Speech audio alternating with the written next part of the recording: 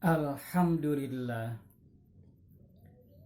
Alhamdulillahilladzi amarona an nuhsinan niyyat. Wassalatu wassalamu ala sayyidis sadat Sayyidina Muhammadin afdalil bariyat, wa ala alihi wa ashabihi ulil hidayati wal karomat. Amma ba'du, kaum muslimin yang saya hormati, saya berdoa kepada Allah Subhanahu wa ta'ala, semoga kita semua selalu sehat walafiat, diberkahi dan dirahmati oleh Allah Subhanahu wa ta'ala. Pada saat ini saya berbicara tentang husnin niyat, bagusnya niat.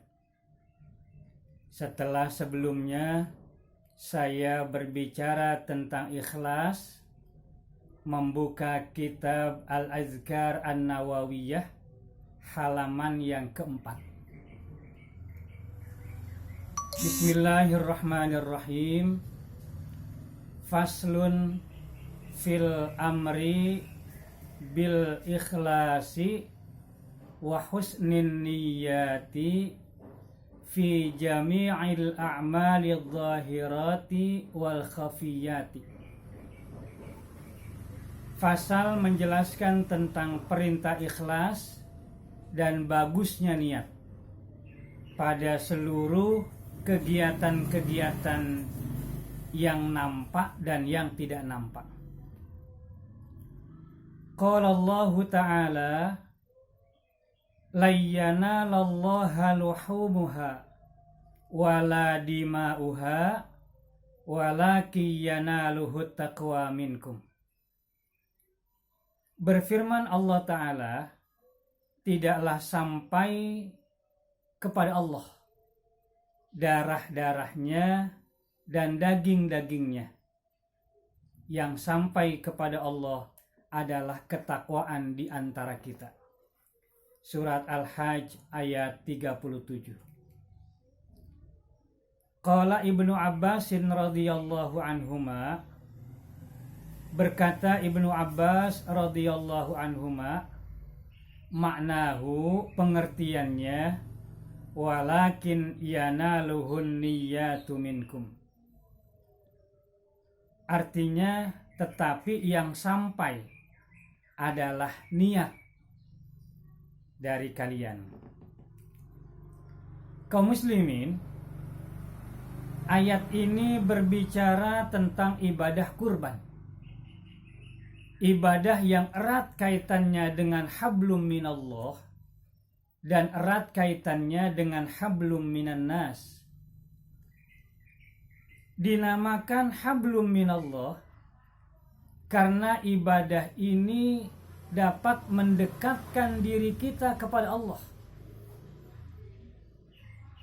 Dan apapun bentuknya, memang ibadah itu adalah bentuk hablum minallah karena melaksanakan perintah Allah dan mendekatkan diri kepadanya. Ibadah kurban juga dinamakan dengan hablum minan nas karena kita akan menyedekahkan daging-dagingnya kepada sesama, kepada fakir miskin, kepada tetangga, dan kepada orang lain. Itulah sebabnya ibadah kurban dinamakan dengan ibadah hablum minallah dan hablum minan nas. Namun ibadah ini sangat rentan dengan niat-niat yang salah. Niat ingin dipuji orang, niat ingin dikatakan dermawan, atau niat-niat buruk lainnya. Makanya Allah katakan tidak sampai dagingnya, tidak sampai darahnya. Yang sampai kepada Allah adalah niat kita, takwa kita, hati kita. walakin yanaluhu taqwa minkum. Yang menurut Ibnu Abbas, walakin yanaluhun niyyatu minkum. Makanya kita dituntut untuk husnun niyat, bagusnya niat dalam setiap perbuatan kita. Dalam kitab Ta'limul Muta'allim, halaman ke-10 baris ke-8. Di sana ada hadis baginda Rasul yang tertulis, kam min amalin yatasawwaru bi surati a'malid dunya fayasiru min a'malil akhirah bi husnin niyat. Berapa banyak amal-amal yang tergambar dengan gambaran amal dunia, kemudian menjadi amal akhirat bi husnin niyat, karena memang niatnya yang bagus. Contohnya makan, olahraga, tamasya, itu kan seperti amalan dunia, tapi bisa menjadi amal akhirat, bisa menjadi ada nilai pahalanya di sisi Allah apabila niatnya bagus, husnun niyat. Wa kam min amalin yatasawwaru bi surati a'malil akhirati fayasiru min a'malid dunya bisu'in niyat.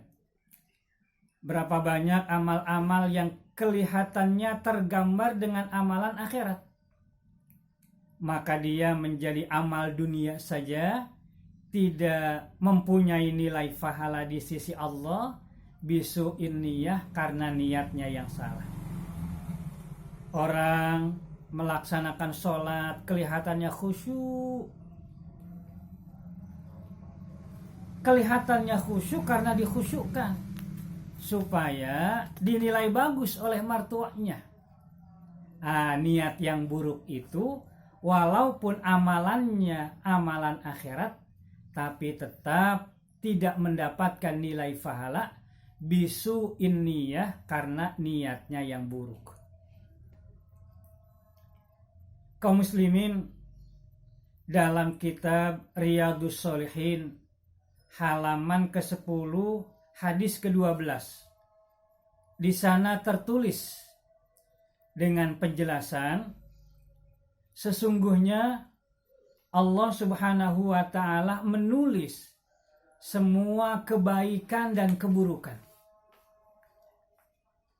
Kalau orang mempunyai keinginan berbuat baik, tapi keinginannya tidak tercapai, hanya ada keinginan saja, maka itu sudah ditulis oleh Allah sebuah kebaikan. Ditulis satu kebaikan karena punya keinginan berbuat baik. Kalau keinginannya untuk berbuat baik bisa dilaksanakan, maka Allah mencatat dengan 10 kebaikan. Man jaa bil hasanati falahu asyru amsalihha. Barang siapa yang punya keinginan dan dapat dilaksanakan kebaikannya, maka dia mendapatkan nilai 10 kebaikan dari Allah Subhanahu wa ta'ala.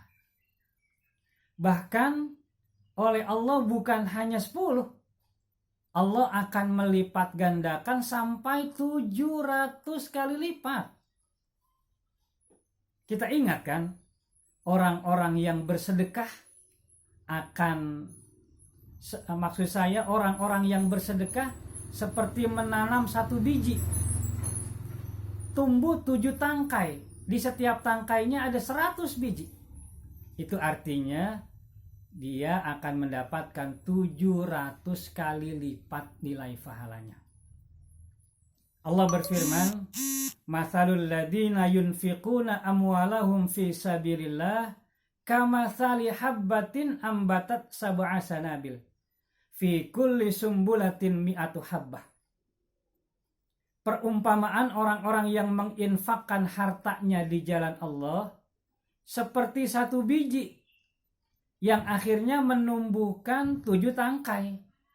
Setiap tangkai ada 100. kan jumlahnya jadi 700. Wallahu yudha'ifu liman yasha. Allah masih akan melipat gandakan lagi, melebihkan lagi dari itu untuk orang-orang yang Dia kehendaki. Wallahu wasi'un alim, karena Allah memang maha luas lagi maha mengetahui tentang hati kita. Kaum muslimin, selanjutnya kata hadis itu, orang yang ingin berbuat jahat tapi keinginannya tidak tercapai, maka Allah menulis satu kebaikan buat dia walaupun sudah ingin berbuat jahat. Tapi kalau keinginan berbuat jahatnya itu tercapai, Allah hanya menulis satu kejahatan buat dirinya. Bukan ditulis 10, tapi ditulis satu kejahatan. Wa man jaa'a bisayyi'ati fala yujza illa mithlaha wa hum la yudlamun. Siapa yang berbuat keburukan, maka tidak dibalas kecuali keburukan itu saja. Wa hum la yudlamun, mereka tidak dizalimi. Kaum muslimin, di zaman baginda Rasulullah sallallahu alaihi wasallam ada seseorang yang tidak ikut berperang, tapi dia tetap mendapatkan nilai pahala dari Allah karena memang dia itu sakit alasannya. Nah, selain sakit, dia punya keinginan ingin ikut berperang bersama baginda Rasul, bersama dengan kaum muslimin. Keinginannya sudah ada, tapi dia sakit. Udurnya udur syar'i, niatnya jelas. Itu yang membuat, kata baginda Rasul, dia mendapatkan pahala sama dengan kita yang ikut berperang. Syarakukum fil ajri. Mereka bersama dengan kalian, bersama dengan kita dalam balasan. Artinya kita dapat balasan, mereka dapat balasan.